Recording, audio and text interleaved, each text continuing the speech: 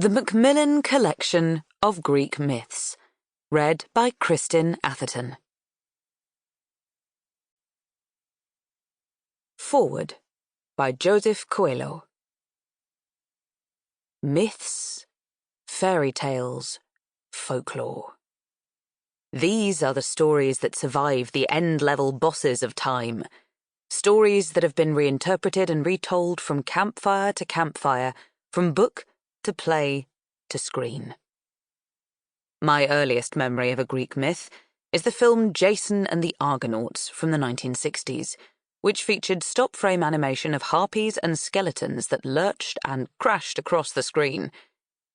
It was one of those films that was often repeated in the holiday season, and I would watch it whenever it was on, looking forward to the monstrous Hydra appearing, and being just scared enough to get a nervous thrill when the bronze giant Talos came to life. Whilst the film differs somewhat from the original stories, it contained all the elements of monsters, magic, gods, and adventure that I soon recognized as staples of the Greek myths. There has long been a great tradition of these stories being changed, adapted, and recreated. The ancient Greeks themselves were constantly reinterpreting and adding to them, and in our own time, we can see the heroes and monsters from these stories popping up in books, films, and TV shows. Cerberus, the three-headed dog in Harry Potter and the Philosopher's Stone? You'll find him here, in the Labours of Heracles. Zeus, in Guardians of the Galaxy? You'll find him mentioned in countless Greek myths contained in these pages. And what about all your favourite characters from the Percy Jackson novels?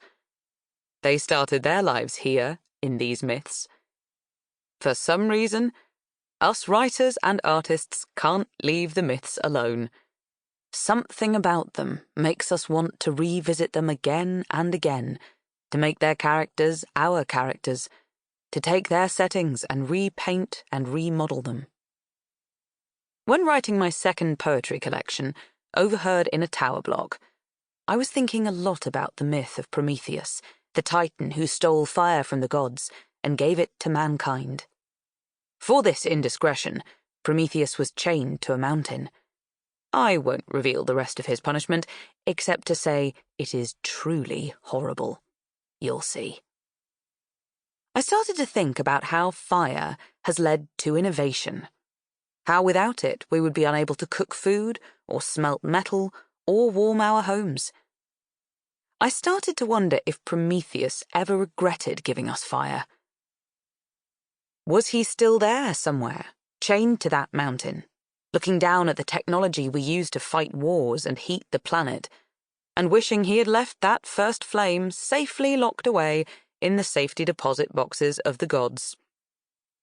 I started to forge my own version of the Promethean myth through poetry, making it my own, and in doing so, helping the myth to last that much longer. I was hooked.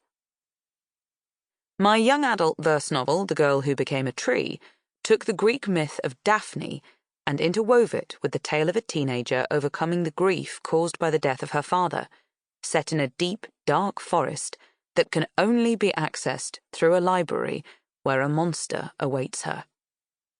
My second young adult verse novel, The Boy Lost in the Maze, explored the labours of Theseus, intertwining them with the story of Theo, a modern-day Londoner who, like Theseus, goes on a journey to discover his biological father. Whilst writing both books, I became obsessed with the myths, journeying to the British Museum in London to try and catch glimpses of Theseus or Daphne on the sides of Roman vases or painted plates. The more I thought about them, the more they opened up to me, revealing deeper truths, making me question the versions of the myths we've been left with, and hungry to fill in the blanks. The Greek myths have this ability to get under your skin, but in the best possible way. They stay with you and delightfully suggest that there is more to their narratives, more to be discovered, if you only take the time to sit with them and let their characters populate your skull. But what is it about the Greek myths that have made them last? Could it be, at their heart? Sample complete. Ready to continue?